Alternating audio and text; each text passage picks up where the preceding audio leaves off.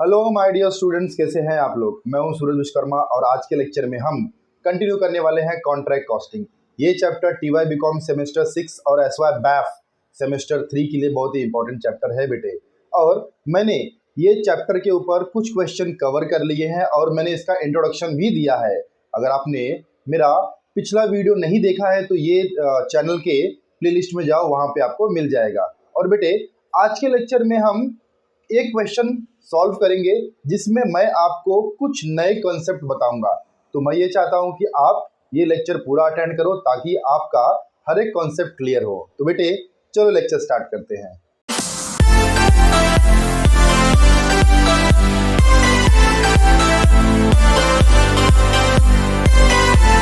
मुझे लगता है कि मेरे प्यारे बच्चे बुक ओपन कर लिए हैं। अगर बुक ओपन कर लिए हैं बेटा तो पेज नंबर 101 ओपन कर लो। उसमें क्वेश्चन नंबर 12, मुझे लगता है कि मेरे प्यारे बच्चों को क्वेश्चन नंबर 12 मिल गया है। और बेटे अगर आपके पास टेक्स्ट बुक नहीं है तो आपके स्क्रीन पे क्वेश्चन दिखाई देगा, टेंशन की कोई बात नहीं है। चलो बेटे हम क्वेश्चन चालू करते हैं सॉल्व करना। The Maharashtra construction company undertook the construction of a building at a contract price of 12 lakhs। मतलब बेटे यहाँ पे कॉन्ट्रैक्ट प्राइस कितना है?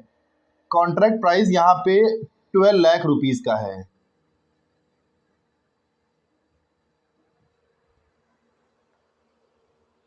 The date of commencement of contract was 1st April 2013। तो 1st अप्रैल 2013 को हमारा कॉन्ट्रैक्ट चालू हो रहा है। ओके बेटा, देन नेक्स्ट पेज पे आ जाओ आप, पेज नंबर 102 पे।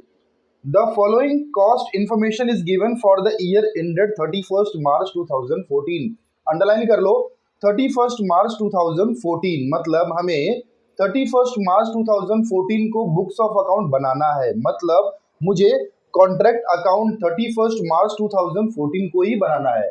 तो आप यहाँ पे लिखोगे 31st मार्च 2014। बेटे आप मुझे बता दो कि कितने महीनों के लिए आपका ये अकाउंट बन रहा है। बच्चे बोलेंगे सर क्लियरली दिख रहा है 12 मंथ्स के लिए ये अकाउंट बन रहा है। तो मुझे लगता है कि मेरे प्यारे बच्चों को यहाँ तक समझ में आ गया है। चलो अब क्वेश्चन में देखते हैं। Material send to the site, debit side में आएगा।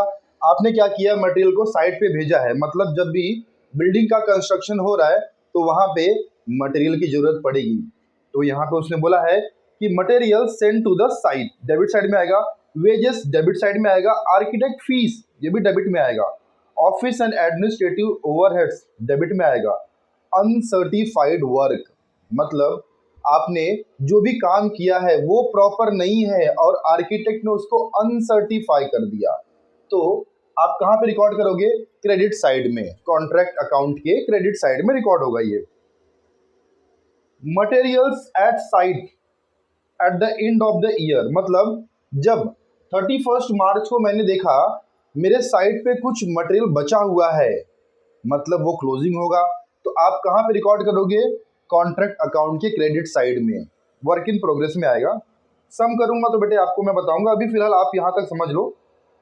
Cash received from the contractee being 90% of work certified, मतलब यहाँ पे कॉन्ट्रैक्टी ने कुछ एडवांस पेमेंट कर दिया है, 90% पेमेंट किया हुआ है। अब आप बोलोगे सर वहां पे कुछ ब्रैकेट में दिया हुआ 90% ऑफ वर्क सर्टिफाइड, इसका मतलब क्या होता है? ठीक है बेटे मैं बताता हूं आपको। आपको कैश मिला हुआ है, कैश रिसीव्ड, 90% कैश मिला हुआ है। अब वो 90% कैश कितना है? 9,45,000, 9,45,000 90% है किसका? वर्क सर्टिफाइड का। So we can say that कि वर्क सर्टिफाई कितना होगा? सर वर्क सर्टिफाई तो 100% होगा। नहीं समझा, फिर से देखते हैं। कैश रिसीव्ड फ्रॉम द कॉन्ट्रैक्टी, कॉन्ट्रैक्टी से मुझे कैश मिला हुआ है। कॉन्ट्रैक्टी कौन? जो जॉब असाइन करता है, जो कॉन्ट्रैक्ट देता है। ओके, कॉन्ट्रैक्टी ने कैश दिया हुआ है 90%, किसका? वर्क सर्टिफाइड का। मैंने पूरा काम कर दिया, उसमें से कुछ काम मेरे प्रॉपर नहीं हुए और कुछ काम मेरे प्रॉपर हो गए। तो जो काम प्रॉपर नहीं हुआ आर्किटेक्ट ने उसको अनसर्टिफाई कर दिया, तो उसको मैं क्रेडिट साइड में रिकॉर्ड कर दूंगा। अब जो काम मेरे प्रॉपर हुए हैं वो वर्क सर्टिफाइड होगा, वो काम मेरा सर्टिफाई होगा। आर्किटेक्ट उसका सर्टिफिकेट दे देगा कि सर ये इतना काम सर्टिफाई हो चुका है। तो अब आप क्या कर दो, उसको जितना भी वर्क सर्टिफाई हुआ है उसका 90% कॉन्ट्रैक्टर को दे दो। मतलब मुझे कैश मिला है 90% किसका, वर्क सर्टिफाई का। तो यहाँ पे आप लिख दोगे वर्क सर्टिफाइड। अब 90% के लिए 9,45,000, तो 100% के लिए कितना बेटे, आप क्रॉस मल्टीप्लिकेशन कर दोगे आपको वर्क सर्टिफाइड मिल जाएगा। तो 9,45,000 multiply by 100 divided by 90। 9,45,000 into 100 divided by 90, तो आपको यहाँ पे मिल जाएगा 10,50,000। ये वर्किंग नोट नंबर 1 है बेटा, working note number 1, calculation of work certified. मुझे लगता है कि मेरे प्यारे बच्चों को यहाँ तक समझ में आ गया है। आगे देखते हैं, मुझे वर्क सर्टिफाइड मिल गया है। Next, materials destroyed by fire. Material आग लगने की वजह से डिस्ट्रॉय हो गया है, तो आप उसे कहाँ रिकॉर्ड करोगे, क्रेडिट साइड में। कॉन्ट्रैक्ट अकाउंट के क्रेडिट साइड में रिकॉर्ड होगा। जब मटेरियल आएगा तो आप डेबिट साइड में रिकॉर्ड करोगे, जब मटेरियल जाएगा तो आप क्रेडिट साइड में रिकॉर्ड करोगे। तो फिलहाल यहाँ पे डिस्ट्रॉय हो रहा है, मतलब मटेरियल जा रहा है, तो you will record in credit side of contract account. Plant and machinery at cost 2 lakh, date of purchase 1 July 2013, the estimated working life of the plant 10 years and its estimated scrap value at the end ₹20,000। बेटा ये जो information दिया है ना वो depreciation के लिए दिया हुआ है। देखते हैं हम यहाँ पे working note number 2, calculation of depreciation.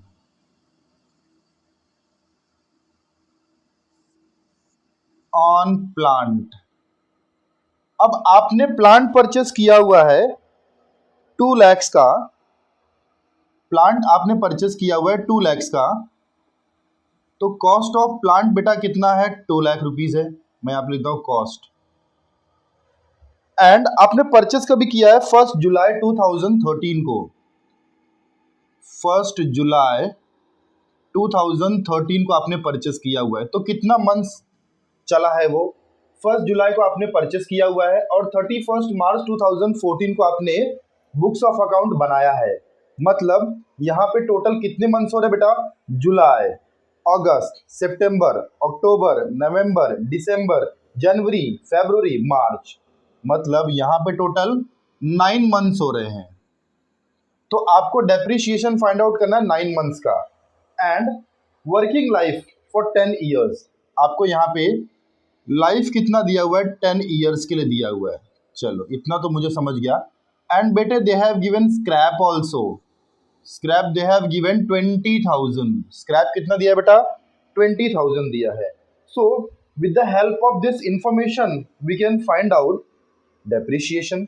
चल देख लेते हैं अभी डेप्रिशिएशन का फॉर्मूला क्या है। Depreciation is equal to cost minus scrap upon life. So cost कितना दिया बेटा, cost is 2 lakh minus scrap 20,000 upon life 10। तो 2 लाख में से 20,000 माइनस करोगे आपको 1,80,000 मिलेगा। 1,80,000 divided by 10 you will gate 18,000। 18,000 मुझे 1 साल का मिला है, मतलब 12 महीने का, 12 मंथ्स का। तो मुझे फाइंड आउट करना है डेप्रीशिएशन फॉर 9 मंथ्स, 9 महीने के लिए डेप्रीशिएशन कितना होगा। डेप्रीशिएशन फॉर 9 मंथ्स, तो आप क्या करोगे यहाँ पे 18,000 मल्टीप्लाई बाय 9 डिवाइडेड बाय 12, बोल दो कितना आ गया 18,000 मल्टीप्लाई बाय 9 डिवाइडेड बाय 12, आपको मिल जाएगा 13,500। आई होप यहां तक सबको समझा है, कोई डाउट नहीं होगा बेटा। एकदम नीट एंड क्लीन मैंने आपको बताया हुआ है। आप एग्जाम में भी ऐसे नीट एंड क्लीन करोगे ताकि एग्जामिनर को प्रॉपर दिखाई दे कि आपने क्या लिखा हुआ है। समटाइम्स क्या होता है कि आप राइट करते हो और आपके हैंडराइटिंग की वजह से या फिर कुछ प्रॉब्लम ऐसा होता है कि एग्जामिनर को दिखाई नहीं देता है और आप राइट किए हो फिर भी वो कैंसिल कर देता है, तो आपको मार्क्स नहीं मिलते हैं। इसके लिए बेटा जो भी लिखो एकदम नीट एंड क्लीन लिखो, आपका प्रेजेंटेशन सही होना चाहिए। एग्जामिनर खुश होगा तो आपको अच्छा मार्क्स देगा। आगे देखते हैं। डेप्रिसिएशन सबको समझा है, आगे बढ़े क्या? ठीक है। सुपरवाइजर सैलरी डेबिट साइड में आप सैलरी दोगे तो आपका एक्सपेंस होगा और expense will be recorded in debit side of contract account. You are required to prepare a contract account for the year ended 31 March 2014। तो आप यहाँ पे लिख दो contract account for the year ended 31 March 2014। ये TY BCom अप्रैल 1999 में आ चुका है। तो यूनिवर्सिटी प्रॉब्लम है, क्वेश्चन नंबर 12 है, पेज नंबर 101। आपके पास बुक है तो अच्छी बात है, नहीं है तो बेटा क्वेश्चन तो आपके स्क्रीन पे रहेगा ही। चलो सॉल्व करना स्टार्ट करते हैं।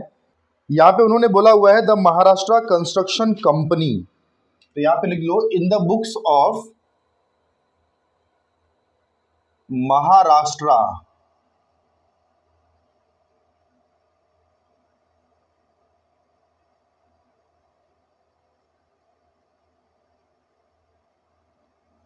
Construction company.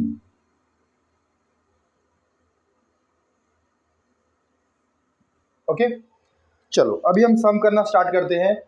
बेटे मैं ये चाहता हूं कि आप, अगर आपके पास क्वेश्चन नहीं है, बुक नहीं है, तो आप क्या करो, जो भी स्क्रीन पे आपको क्वेश्चन दिखाई दे रहा है उसका स्क्रीनशॉट ले लो ताकि आपके पास क्वेश्चन रहे। और जब मैं सॉल्व करूं और जब मैं बीच में क्वेश्चन रीड करूं तो आपके पास क्वेश्चन रहेगा तो आप देख सकते हो, तो आपका हर एक concept step by step clear होते रहेगा। और कोई भी डाउट होता है कहीं पे भी आपको नहीं समझता बेटा, आप मुझे बिंदास कमेंट करो, हम इसके ऊपर डिस्कस करेंगे। चलो बेटे देन चलो स्टार्ट करते हैं अभी। Material send to the site to material send to site amounting rupees 3 lakhs।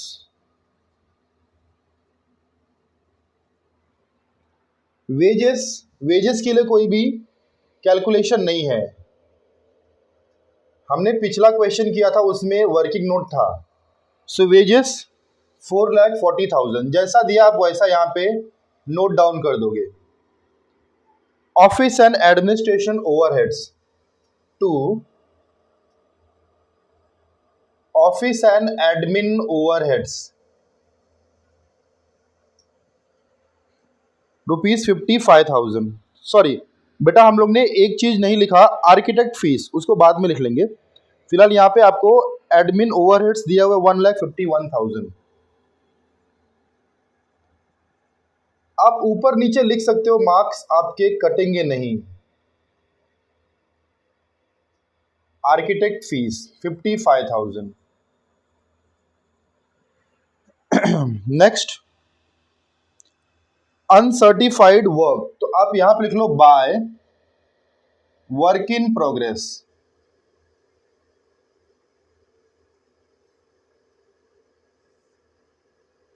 Value of work certified, cost of work uncertified,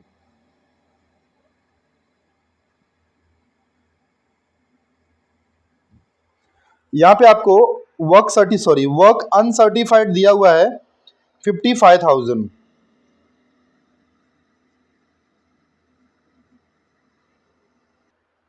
and material at the site at the end of the year is 10,000. Material at site 31 March हुआ, उस दिन 10,000 का material बचा हुआ है, so that is closing for that day. Cash received from the contractee 90% of work certified. मैंने यहाँ पे देखो, इधर यहाँ मैंने कैलकुलेट किया हुआ है और मुझे वर्क सर्टिफाइड मिला हुआ है 10,50,000. सो राइट ओवर ईयर 10,50,000. और बेटे यहाँ पे लिख लो, इधर यहाँ पे लिख लो वर्किंग नोट नंबर 1. जब आप प्रैक्टिस करोगे तो प्रैक्टिस के टाइम पे आपको समझ में आएगा मुझे 10,50,000 कहाँ से आया था. ये देखो मैंने यहाँ पे किया हुआ है. आप भी ऐसे ही करना, एग्जाम में ऐसे ही करना. Then material destroyed by fire bye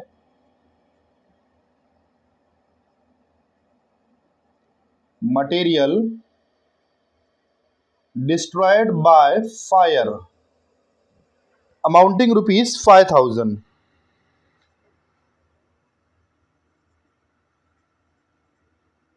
then plant and machinery at cost. आपको यहाँ पे plant and machinery at cost दिया हुआ है. तो जब मैं फॉर्मेट एक्सप्लेन कर रहा था तो मैंने आपको क्लियरली बोला था कि आप चाहो तो यहाँ पे कॉस्ट प्राइस लिखो प्लांट का, and after deduction of depreciation आप यहाँ पे लिख लो बाय WDV, इतना लिखोगे. अगर आप ये दोनों नहीं लिख सकते हो तो डायरेक्टली लिख दो depreciation account to depreciation on plant. Working note number 2. Working note number 2. 13,500. बेटे गलती से भी 18,000 मत लिख देना, बिकॉज 18,000 12 मंथ्स के लिए है और उसने प्लांट परचेस किया हुआ है 1 जुलाई 2013 को और 31 मार्च को हम अपना अकाउंट प्रिपेयर कर रहे हैं. So we need to calculate depreciation for 9 months only. तो मैंने यहाँ पे 9 months के लिए 13,500 लिख दिया है. Supervisor salary right over here to supervisor salary rupees 60,000. So here we have recorded every transaction which is given in your textbook. आपके टेक्स्ट बुक में जो भी क्वेश्चन दिया हो बेटा हम लोग ने सभी रिकॉर्ड कर दिया है. आई होप कुछ बचा नहीं है. You are required to prepare contract account for the year ended 31 March 2014. हमने यहाँ पे कॉन्ट्रैक्ट अकाउंट बना लिया है.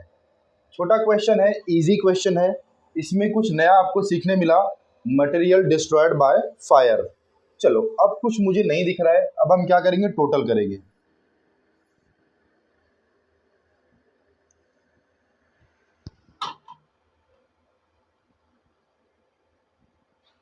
$10,50,000 प्लस 55,000 प्लस 10,000 प्लस 5,000, ये आपको मिल गया 11,20,000. So right over here 11,20,000. यहाँ भी लिख लो 11,20,000. नॉर्मली आपको क्रेडिट साइड में हायर अमाउंट मिलेगा. Sometimes you will get higher amount in debit side also, but normally आपको क्रेडिट साइड में ही मिलेगा. अभी आपको यहाँ पे 11,20,000 मिला हुआ है तो आप क्या करोगे, जो हायर अमाउंट है उसको दोनों साइड लिख दोगे. बेटे थोड़ा सा ध्यान देना, हमने आर्किटेक्ट फीस में आपको क्वेश्चन में दिया हुआ है 55,500. 55,500. अभी आपने ये प्लस किया, आपको मिला 11,20,000. तो 11,20,000 में से आप क्या करो, ये पूरा माइनस करो. Minus 3 lakh, minus 4,40,000, minus 1,51,000, minus 55,500, minus 13,500, minus 60,000. तो आपको ये मिल जाएगा 1 lakh. Here you will get 2 notional profit.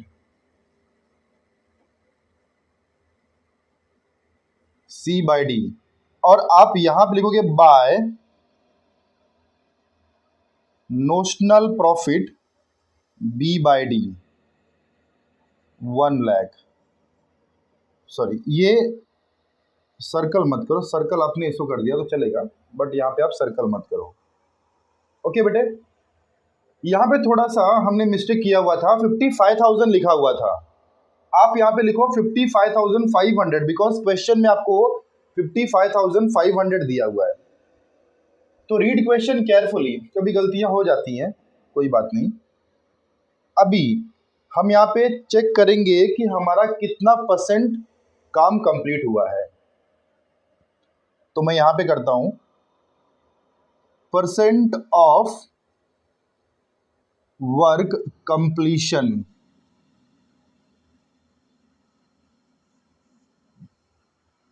Formula क्या है बेटा? % ऑफ वर्क कंप्लीशन का फॉर्मूला है work certified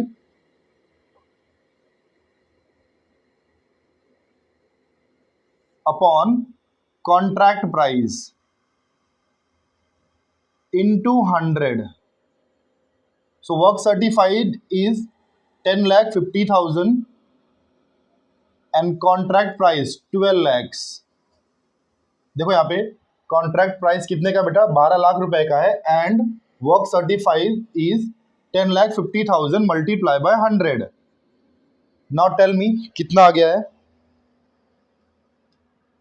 10,50,000 divided by 12 lakh into 100, 87.5%, 87.5%। मतलब आपका काम 87.5% तक कंप्लीट हो गया है बेटा।